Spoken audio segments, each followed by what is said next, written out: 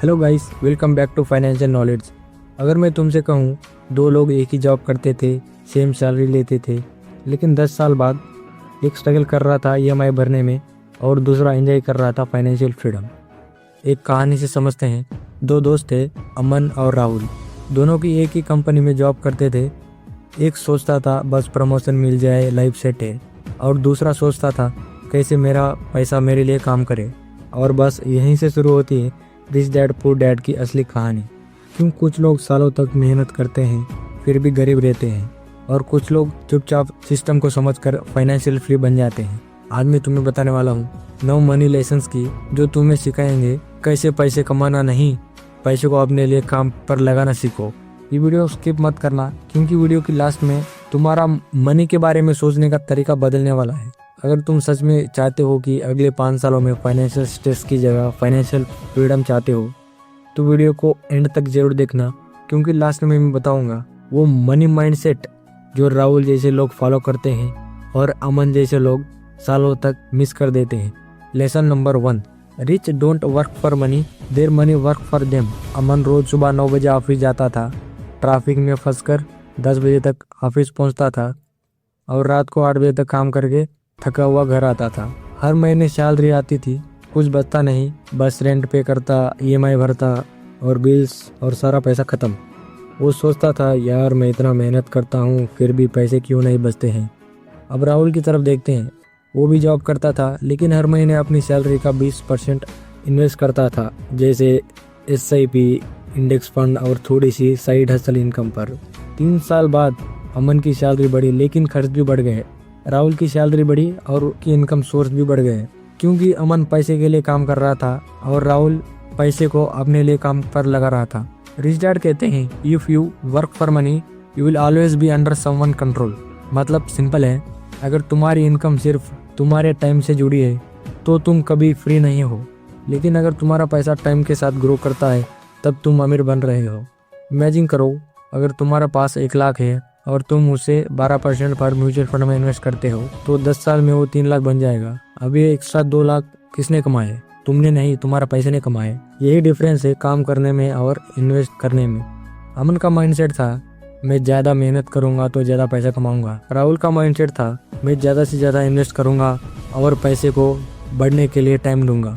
और यही डिफरेंस एक मिडिल क्लास लाइफ और फाइनेंशियल फ्रीडम में होता है। Lesson number 2, financial literacy is crucial. एक दिन अमन ने राहुल से पूछा, यार तू हर महीने इन्वेस्ट करता है, मुझे तो कुछ समझ नहीं आता म्यूचुअल फंड SIP वगैरह। राहुल ने मुस्कुराया और बोला, यही तो प्रॉब्लम है अमन, हम फाइनेंशियल लिटरेसी से दूर रहते हैं लेकिन कंप्लेंट करते हैं कि पैसे नहीं बचते। देखिए, रिच डैड कहते हैं the single most powerful asset we all have is our mind, it is trained well it can create big wealth. School में हमें सिखाया गया फिजिक्स, हिस्ट्री, केमिस्ट्री, अलजेब्रा, लेकिन किसी ने ये नहीं सिखाया कि EMI क्या होती है, क्रेडिट कार्ड इंटरेस्ट कैसे काम करता है और टैक्स बचाने का सही तरीका क्या है। इसलिए लोग कमाते हैं और खर्च कर देते हैं, लेकिन मैनेज करना नहीं जानते। अमन का एग्जाम्पल से समझते हैं।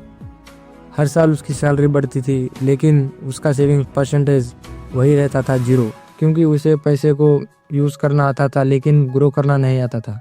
फाइनेंशियल लिटरेसी का मतलब है तुम्हें पता हो कि पैसा कहाँ जा रहा है, कहाँ से आ सकता है और उसे मल्टीप्लाई कैसे करना है। अगर तुम हर महीने 5,000 इन्वेस्ट करते हो और बेसिक कंपाउंडिंग समझते हो, तो 20 साल बाद तुम्हारे पास 50 लाख से ज़्यादा हो सकते हैं विदाउट डूइंग एनीथिंग एक्स्ट्रा। अब इमेजिन करो, अगर अमन ने ये नॉलेज 25 की एज में सीख लिया होता तो 35 की एज तक उसकी ज़िंदगी कैसी होती। Knowledge is the real investment, क्योंकि जो दिमाग सीखता है वो हाथों से ज़्यादा पैसे कमा सकता है। इसलिए राहुल ने हमेशा कहा, पहले अपने दिमाग को अमीर बनाओ, फिर बैंक अकाउंट खुद अमीर बन जाएगा। Lesson number 3, work to learn not just to earn. अब आता है जो वो लेसन जो राहुल को मिलियनर माइंडसेट तक ले गया। Work to learn not just to earn.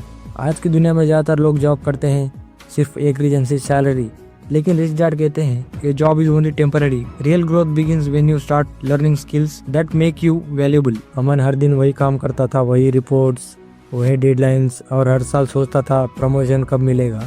लेकिन राहुल ने कुछ अलग किया।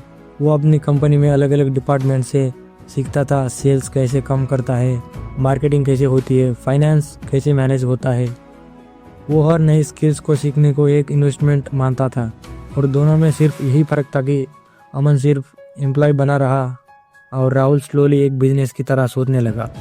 रिच डैड कहते हैं don't work for money, work to learn how money works. Rahul ने अपनी जॉब को क्लासरूम बना लिया। हर प्रोजेक्ट से एक नई स्किल सीखी, public speaking, negotiation and leadership quality and finance understanding, सब फ्री में। यही स्किल्स बाद में राहुल को काम आई जब उन्हें साइड हसल और इन्वेस्टमेंट शुरू किया। तो लेसन नंबर 3 हमने सिखाया कि अपनी सैलरी से ज़्यादा अपनी स्किल्स बढ़ाओ, क्योंकि स्किल ही तुम्हें अमीर बनाती है। Lesson number 4, difference between assets and liabilities. अब आते हैं उस लेसन पर जो शायद सबसे मिसअंडरस्टैंडिंग कॉन्सेप्ट है, एसेट्स वर्सेस लायबिलिटीज़। अमन को लगता था कार खरीदना एसेट है, न्यू आईफोन लेना इन्वेस्टमेंट है, लेकिन राहुल जानता था अगर कोई चीज़ तुम्हारी पॉकेट से पैसा निकाल रही है वो लायबिलिटी है। रिच डैड कहते हैं rich people acquire assets, the poor people and middle class acquire liabilities, they think are assets. Aman की इनकम बढ़ी तो उसने कार अपग्रेड करा ली। अमन की इनकम बढ़ी तो अमन ने कार खरीद लिया और EMI, पेट्रोल, मेंटेनेंस सब बढ़ गए। फिर बाद में सेविंग जीरो करता था। वहीं राहुल ने पहले म्यूचुअल फंड और इंडेक्स फंड में पैसा लगाया और उसने रिटर्न से बाद में उसने कार खरीदी कैश में बिना लोन के। एक दिन अमन ने राहुल से पूछा यार तू भी सेम जॉब करता है, फिर तेरे पास इतनी फाइनेंशियल फ्रीडम कैसे? राहुल मुस्कुराया और बोला क्योंकि मैंने पहले एसेट्स बनाया फिर लायबिलिटीज। एसेट्स मीन्स जो तुम्हारे लिए पैसा कमाए, जैसे इन्वेस्टमेंट्स, रेंटल इनकम और बिजनेस। लायबिलिटी मीन्स जो तुम्हारे पैसे को खा जाए, जैसे EMI, luxury cars, credit cards, डेब्ट। तो लेसन 4 क्लियर है, हर चीज़ खरीदने से पहले सोचो ये मेरी पॉकेट से पैसा डालेगी या निकालेगी। Lesson number 5, mind your own business. अब आते हैं एक हिडन लेसन पर जो रिच डैड पुअर डैड में है लेकिन पावरफुल है। Mind your own business. अब इसका मतलब ये नहीं है कि दूसरे से बात मत करो, इसका मतलब है अपना फाइनेंशियल सिस्टम बनाओ।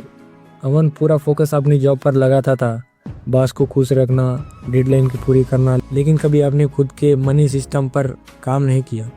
राहुल ने अपनी जॉब के साथ साथ अपनी बिजनेस सिस्टम बनाया, एक SIP पोर्टफोलियो, साइड हसल और पर्सनल ब्रांड बनाना शुरू किया। राहुल जानता था जॉब टेम्पररी है लेकिन एसेट्स परमानेंट है। वो वीकेंड पर फ्रीलांसिंग करता था, थोड़ा इन्वेस्टमेंट करता और थोड़ी थोड़ी फाइनेंस के बारे में भी सीखता था। धीरे धीरे वही साइड एक्टिविटी उसकी मेन फाइनेंशियल पावर बन गई। अमन को लगता था राहुल लक्की है, लेकिन सच ये था राहुल इंटेंशनल था। तो लेसन नंबर 5 सिंपल है, बॉस के बिजनेस को ग्रो करने से पहले थोड़ा अपना भी बिजनेस ग्रो करो, भले छोटा हो लेकिन शुरू करो, क्योंकि अगर तुम सिर्फ सैलरी पर डिपेंड करोगे तो तुम किसी और के सपने के लिए काम कर रहे हो। Lesson number 6, overcome the fear of losing money. अब बात करते हैं उस लेसन की जो लाखों लोगों को अमीर बनने से रोक देता है, फियर ऑफ लूजिंग मनी। अमन हमेशा सोचता था इन्वेस्टमेंट रिस्की है, कहीं लॉस हो गया तो, इसलिए उसने कभी शुरू ही नहीं किया। राहुल को पता था मार्केट हमेशा नीचे नहीं रहता है, शॉर्ट टर्म के लिए नीचे करता है, लॉन्ग टर्म में हमेशा ऊपर जाता है करके उसको पता था। हर इन्वेस्टमेंट में रिस्क है, लेकिन नो इन्वेस्टमेंट में बिगेस्ट रिस्क है, मिस्ड अपॉर्चुनिटी। अमन ने सालों तक सेफ रहने की कोशिश की, लेकिन इन्फ्लेशन ने उसके पैसे की वैल्यू घटा दी और राहुल ने कैलकुलेटेड रिस्क लिया और वही रिस्क बाद में रिवार्ड बन गया। तो लेसन नंबर 6 ये है, रिस्क से डरना नहीं है, उसे समझना है, क्योंकि नॉलेज से डर कम होती है और एक्शन से कॉन्फिडेंस बढ़ता है। लेसन नंबर 7, पे योरसेल्फ फर्स्ट। अब आते हैं उस रूल पर जो हर सक्सेसफुल इन्वेस्टर फॉलो करता है, पे योरसेल्फ फर्स्ट। अमन हर महीने पहले EMI, बिल्स, रेंट सब भर देता था और आखिर में कहता था अब कुछ नहीं बचा। राहुल ने इसका उल्टा किया, सैलरी आते 20% अपनी इन्वेस्टमेंट अकाउंट में डाल देता था, जैसे ये उसका रेंट हो। राहुल का सिंपल रूल था, पहले अपनी ड्रीम को पे करो फिर दुनिया को। और मजे की बात यह है अब उसने खुद को पहले पे करना शुरू किया तो कभी पैसे की कमी नहीं हुई, क्योंकि उसने अपने एक्सपेंसेस उतना ही इनकम में एडजस्ट कर लेता था। अमन सोचता रहा एक दिन बचत करूंगा और राहुल ने उस एक दिन को आज बना लिया। Lesson number 8, acquire multiple income source. अब आता है वो सीक्रेट जो रिच डैड बार बार बताते हैं, never depend on one income. Aman सिर्फ जॉब पर डिपेंड रहता था, अगर जॉब गई तो इनकम गई, लेकिन राहुल ने 3 इनकम स्ट्रीम्स बना ली। पहला सैलरी, दूसरा SIP के रिटर्न्स के थ्रू आते थे और तीसरा फ्रीलांसिंग, कभी कभी वीकेंड में काम करता था। रिच डैड कहते हैं the average millionaire has 7 income streams. अब राहुल मिलीनियर नहीं था, लेकिन उसने मिलीनियर जैसे आदतें बनानी शुरू कर दी थी। धीरे धीरे उसके इन्वेस्टमेंट ग्रो हुए, साइड हसल स्टेबल हुआ और उसे रियलाइज हुआ कि फाइनेंशियल फ्रीडम एक रात में नहीं आती है, छोटे और कंसिस्टेंट स्टेप से आती है। अमन ने भी सोचा स्टार्ट करूंगा, लेकिन हर बार बोला टाइम नहीं है, और यही फर्क राहुल को आगे ले गया। Lesson number 9, mindset matters. अब आते हैं आखिरी और सबसे पावरफुल लेसन पर, क्योंकि मनी माइंडसेट ही असली गेम चेंजर है। अगर तुम खुद को पूर्ण समझोगे तो तुम्हारा माइंड भी उसी डायरेक्शन में काम करेगा। लेकिन अगर तुम सोचोगे मैं सीख सकता हूँ और आगे बढ़ सकता हूँ, तो यूनिवर्सल भी तुम्हारे फेवर में काम करेगा। तो दोस्तों, ये थे 9 money lessons from rich dad poor dad, जिन्होंने राहुल की ज़िंदगी बदल दी और शायद तुम्हारी भी बदल सकते हैं। कहानी में फ़र्क सिर्फ माइंडसेट का था। एक ने वेट किया और दूसरे ने एक्शन लिया और स्टार्ट किया। आज राहुल फाइनेंशियल फ्रीडम एंजॉय कर रहा है और अमन अब भी सोचता है कि कभी ना कभी शुरू करूँगा। अब सवाल तुमसे है, तुम राहुल बनना चाहते हो या अमन? अगर तुमने यहाँ तक वीडियो देखा है तो कमेंट कीजिए, I will make my money work for me, क्योंकि अब तुम उस रेयर ग्रुप में से हो जो सिर्फ पैसे कमाने की नहीं, वैसे पैसे को समझने आए हैं। और अगर तुम चाहते हो कि अगले 5 सालों में तुम्हारा पैसा भी तुम्हारे लिए काम करे, तो इस वीडियो को लाइक शेयर कीजिए और चैनल को सब्सक्राइब कीजिए, क्योंकि अगले वीडियो में हम बात करेंगे simple way to build wealth.